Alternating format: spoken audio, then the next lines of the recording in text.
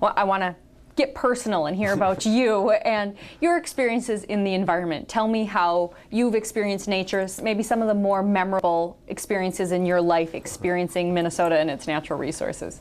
I was born here and moved away when I was a kid, and when I came back 30 plus years ago, the only thing that stuck in my mind was the North Woods. You got to be in the North Woods. And this moment came in the winter of 1976 when I was between jobs, and so I signed up for Outward Bound up north and spent 21 days in the winter outdoors. And the thing that stands out, I mean, it's so clear to me, was this night. It was 44 degrees below zero, an absolute full moon.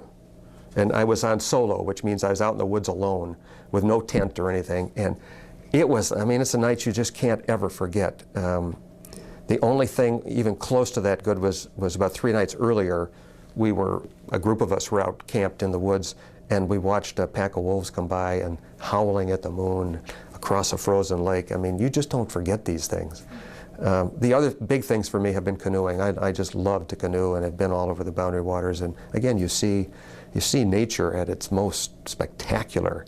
And we've seen it all. You know, we've been out there in the rain, we've been out there on beautiful days, we've been literally eaten by mosquitoes off the trail. We just couldn't handle it anymore. We've done it all. I love Minnesota. Well, I grew up in northern Minnesota, so the environment natural resources play a big part of my life.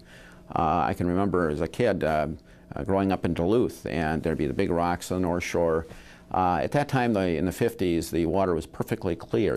Never saw that sudsy effect on Lake Superior. You never saw, it was absolutely clear. You could see where the boulders were below the surface, and it's something I would not recommend any child to do, but we could dive off the cliffs.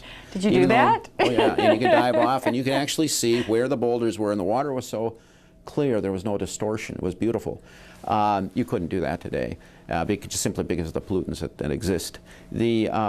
Perhaps the most personal experience, most alarming experience, was in 1968, and I was in the Merchant Marine, and the ships would go into Lake Erie, and Lake Erie at that time was a sewer, absolute sewer.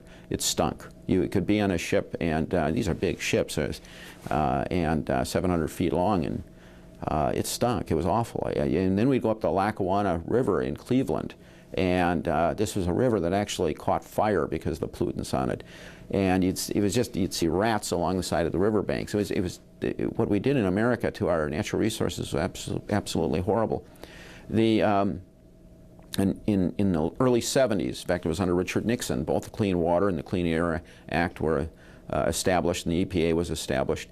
I think one of the great victories with regard to the government as it relates to the environment is Lake Erie. It's made substantial changes. There's still issues we got to face. But I've gone back there. I've gone back to Cleveland. Took my daughters there.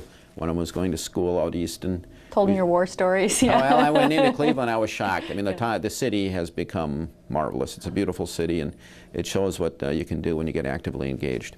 And let's get personal here and tell me about an experience that really stands out in your life of you experiencing the environment, the great outdoors here in Minnesota.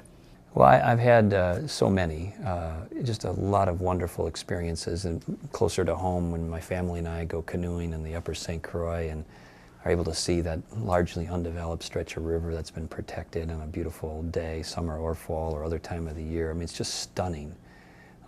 In the metro, when you go around the parks and the lakes and you see the wisdom and the foresight that people had to plan our cities with that kind of open space and park space many decades ago, and you say, well, thank you, man. I think somebody thought ahead.